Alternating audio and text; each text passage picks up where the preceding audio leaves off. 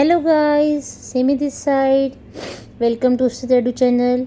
So this is the lecture number 2, Atoms and Molecules, class 9th. In earlier lecture we have discussed law of combination, right? We have discussed the 3 laws. Now we will study what is Dalton's theory. As we all know, John Dalton जो थे, he was born in 1766 in poor weaver family in England. He was a brilliant student. उनकी जो early education थी वो father से हुई और village school में हुई.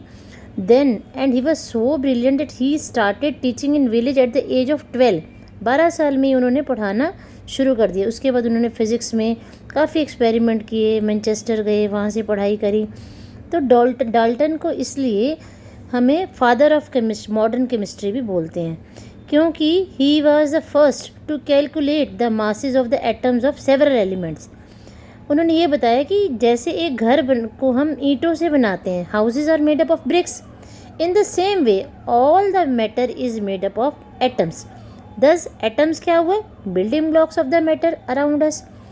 तो an atom is the smallest particle of an element that can take part in chemical reaction.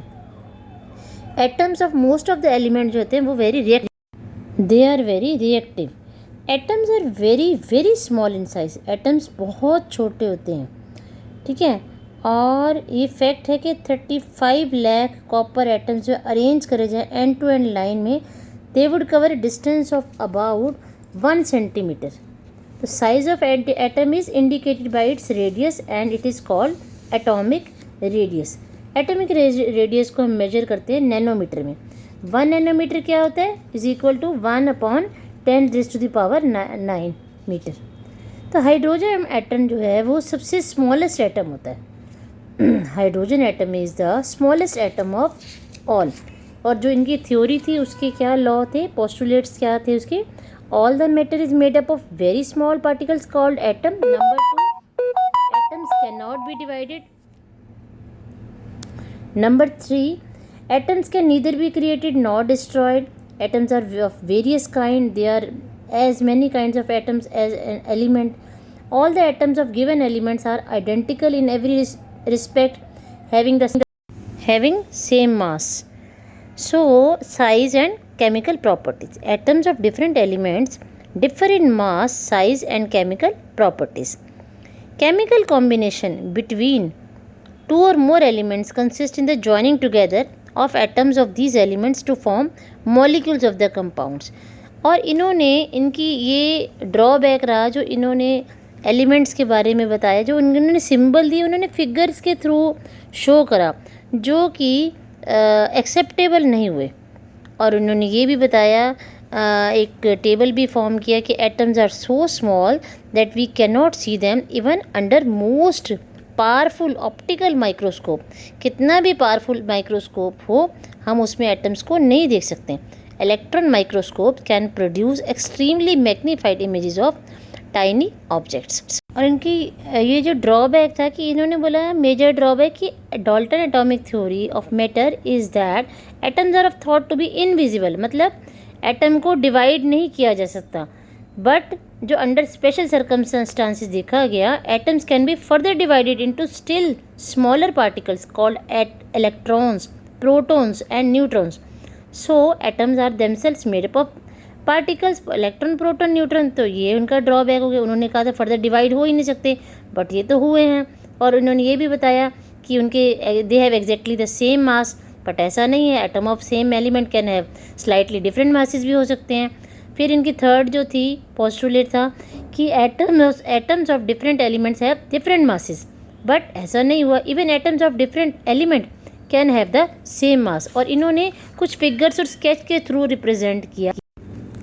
इन्होंने इनको सिंबल्स को, डाल्टन ने कुछ सिंबल्स और स्केच के थ्रू रिप्रेजेंट किया, जो कि बाकी लोगों के लिए फर्दर जो आगे केमिस्ट हुए या साइंटिस्ट हुए, उन्होंने इस चीज़ को इतना एक्सेप्ट नहीं किया. और लोगों के लिए इस तरीके के स्केचेस को एक्सेप्ट करना पॉसिबल नहीं था. तो फिर उसके बाद ब्राज़ीलियस आए जो कि स्वीडन के थे, who propose the first letter of first another letter, यानी name of the element to be used. उन्होंने बताया हाइड्रोजन को H से डिनोट किया जाए, सिंबल उन्होंने ऑक्सीजन का O बताया, फर्स्ट लेटर ही उन्होंने रखे। कार्बन का C बता दिया, कैल्शियम का Ca ले लिया, क्लोरीन का मतलब एग्जैक्ट ज़रूरी नहीं है फर्स्ट और सेकंड, थर्ड भी ले सकते हैं फर्स्ट और थर्ड, जैसे क्लोरीन का Cl ले लिया, कॉपर का Cu ले लिया उन्होंने। इस तरीके से उन्होंने एक टेबल वाइज पूरा हमें शो किया। Hydrogen H, helium He, lithium Li है, ठीक है, neon Ne, magnesium Mg, aluminium Al, silicon Si, phosphorus P, boron B, sulphur S, chlorine Cl, argon Ar, calcium Ca, manganese Mn, nickel Ni, zinc Zn, bromine Br, krypton Kr, iodine I, barium Ba, cobalt Co, uranium U। तो इन्होंने 26 elements के symbols को बताया इस तरीके से। तो ये एक ईजीएस्ट वे था to remember the symbols of the element as compare to the symbols और sketches given by the Dalton. तो अभी तो ये बहुत एडवांस हो गई है साइंस। तो these days are names and symbols of all newly discovered elements are approved by IUPAC। IUPAC की फुल फॉर्म क्या है? International Union of Pure and Applied Chemistry, right. तो ये ब्रेजिलियस ने थ्योरी दी। अब ले लेते हैं एटॉमिक मास है क्या एलिमेंट का। अगर हम एक्चुअल मास देखें एटम का, वो है 1.673 इंटू 10⁻⁻⁻24 ग्राम।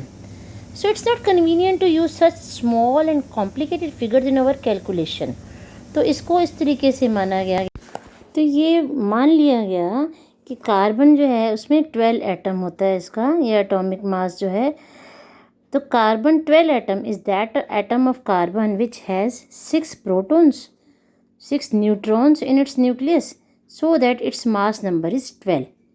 तो कार्बन का 12 नंबर जो है, 12 atom has been assign atomic mass of exactly 12 atomic mass units. It was earlier written in short as इसको so it means atomic mass unit is equal to 1/12 the mass of a carbon 12 atom। तो 1U is equal to 1/12 mass of the carbon atom।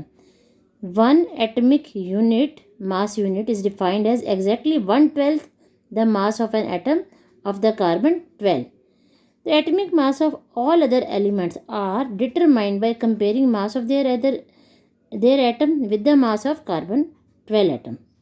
तो इन सब points को mind में रखा गया और इस तरीके से बताया गया कि atomic mass of an element is a relative mass of its atom is compared with the mass of carbon 12 atom taken as 12 unit.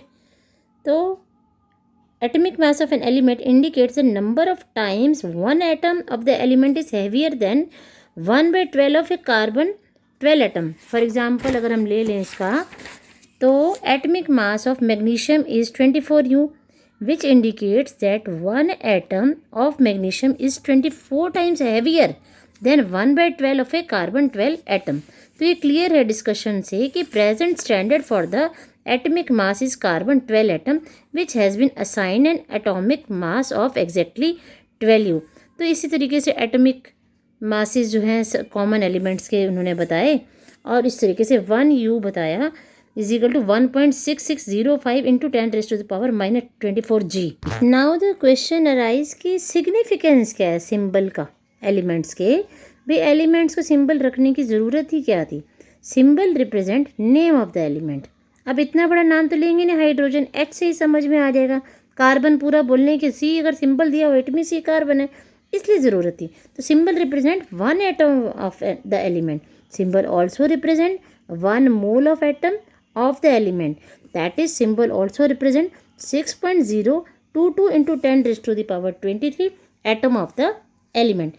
Fourth है symbol represent a definite mass of an atom। तो symbol इसलिए important थे।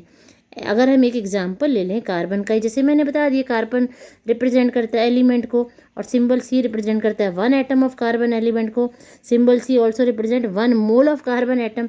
तो C also represent 6.022 into 10⁻ into 10⁻23। मैं फिर repeat करती हूँ, symbol C also represents 6.022 into 10⁻23 atoms of carbon, और सिंबल सी कार्बन का रिप्रेजेंट करता है 12 ग्राम ऑफ कार्बन। सो अब हम नेक्स्ट लेक्चर में करेंगे व्हाट इज़ मॉलिक्यूल, पूरी डिटेल करेंगे मॉलिक्यूल्स ऑफ एलिमेंट्स, उसको हम नेक्स्ट लेक्चर में डिस्कस करेंगे। Today we have done Dalton's theory, postulates of Dalton, and what about what he gives, उसके क्या पोस्टुलेट्स थे, फिर उसके क्या ड्रॉबैक्स लिख लें, लिमिटेशंस क्या थी, और फिर ब्रेजिलियस जो थे स्वीडन के, तो ब्रेजिलियस का क्या रोल रहा कि जॉन डाल्टन ने क्या चीज़ कमी छोड़ दी थी, उन्होंने स्केचेस के थ्रू सिंबल्स को जो है डिनोट किया, मतलब एलिमेंट्स को डिनोट किया जो एक्सेप्टेबल नहीं थे, तो ब्रेजिलियस ने उसमें कुछ अमेंडमेंट करके, चेंजेस करके उनको सिंबल्स का नाम दिया, कार्बन को सी का, हाइड्रोजन को एच का। तो all these things we have discuss, and atomic mass of an element which is the most important topic, क्योंकि एटमिक मास पता होगा, मोलर मास पता होगा, तभी हम उसकी जो आगे न्यूमेरिकल्स आएंगे उनको हमें सॉल्व करने में कन्वीनियंट हो जाएगा। So how you like the chapter? So my dear students, if you have any query regarding this question, this chapter, you can ask me, you can write it in the comment box. I'll definitely respond you. And this ये chapter जो है बहुत ही important है, थोड़ा difficult भी है, आगे 10th में ये सब मतलब ये बेस है, उसके अकॉर्डिंगली हम नेक्स्ट जो है इसका molecules, atomic mass, molecular mass, फिर मोलर मास, जितना भी हमने आगे न्यूमेरिकल सॉल्व करने हैं, तो ये बेस है, बेसिक फाउंडेशन है, जिसको हमें अंडरस्टैंड करना बड़ा ज़रूरी था। और नेक्स्ट लेक्चर में हम न्यूमेरिकल्स भी सॉल्व करेंगे। सो तब तक बने रहें, right. Please like my channel, subscribe and share it. Thank you बच्चों, गॉड ब्लेस यू।